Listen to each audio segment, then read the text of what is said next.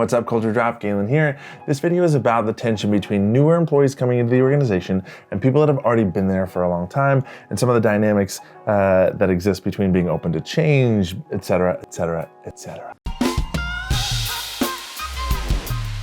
This topic has come up a lot in some conversations recently, and also somebody suggested it in the Culture Drop list, which I thought I should tackle this and share some thoughts. Over the past couple of years, a lot of organizations have hired a lot of people. So there's a ton of new employees inside the organization. And one of the things I think that comes up a lot is this sort of tension around willingness to change, because some of this is assumption and some of it is reality, but that like newer people come in, they want to improve things, they want things to be done differently, they observe things that happen inside the organization, they're like, this is not efficient, we should improve this process, or whatever. At the same time, there's some tension with people that have been there a long time who are more typically resistant to change. And like, I don't know what it is about human beings and employees, but like the longer you work somewhere, the more entrenched you become and the more resistant and reluctant to change that you become if organizations are intentional about change agility and having some of these conversations. Many times this sort of creates two camps inside organizations, with like newer people that have fresh ideas and they want things to move quickly, and people that don't, that think new people are like impulsive and they don't really get it and they want to just change everything for no reason. And then an attitude of the other camp of like, well, they're resistant to change. They're just like, they're comfortable, and no matter what, they just would resist any kind of change or improvement that we want to make. But here are some ways that I think organizations and teams and individuals can sort of combat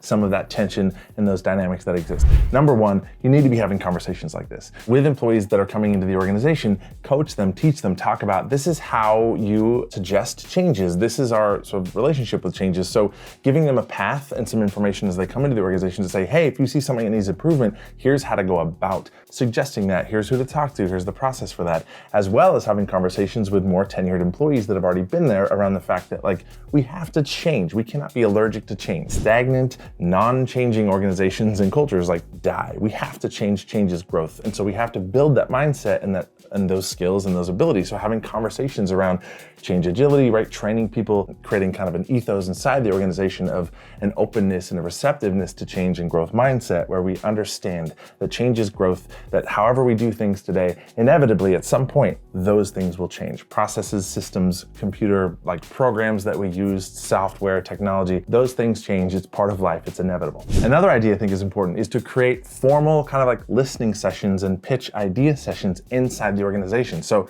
maybe this is twice a year, I don't know, but saying, okay, everybody in the organization, you on your level, wherever you work and no matter what your job function is, you probably see ways that we can improve systems and processes and ways we do things. Here's an opportunity for you to share those things with us. And here's what we'd love from you. We'd love for you to tell us like what you see, what is inefficient or like what sucks about it, how it could be improved, and what the benefits would be. So give people like simple guidelines, send out a survey that says, hey, this is just a listening session opportunity for you to share your thoughts around how can we innovate, improve, change things that we do right now. Creating something like that gives people the opportunity to share ideas, and also for your leadership team and leaders in the organization to say all of these great ideas that come in to say, hey, there's a bunch of low-hanging fruit and things that we could change and improve, because a lot of times the people on the ground doing jobs see ways that leadership or the creative people who are creating policies don't see how things can be improved and made more efficient. So I think this is an important thing you can add to your company to just improve innovation and gather ideas from your employees on the ground. A third thing I want to share that I think is really smart is that if you bring people into this conversation and have them come up with the ideas,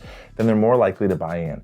And so, for example, if you know that this tension exists or whatever inside your company, why not go to every employee together and say, okay, how do we deal with this? How do we manage new people coming in and seeing ways to fix things? What is a good process? How can we foster those ideas? How can we be more receptive to those ideas and open to change? I think instead of just a leadership team or small team figuring out how to do this thing, include people inside the organization to say, how should we deal with this tension and this dynamic, because it exists. Some final notes, some final thoughts from me is that I think both camps, if we have two camps here, like newer people that have been there a long time, need to sort of like come towards the middle and be reasonable with one another. Ditch the stereotypes, ditch the resistance and reluctance to change. Change is growth. So we have to have that mindset across the board, and every person has to take that upon themselves, not to like be so resistant and reluctant to change, as well as understand that like new people with new ideas and new energy is great. It's just new growth. It's fresh. It's lovely. It helps. It infuses energy into the culture and organization. It's positive. So we need to sort of like like ditch the camps,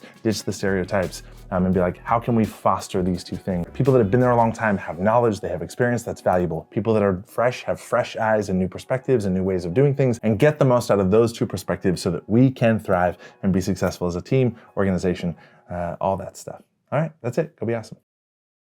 Thanks for watching and tuning in. Subscribe to our channel. We put a lot of content on here. You can also subscribe to the Culture Drop mailing list and get these emails in your inbox every Tuesday morning.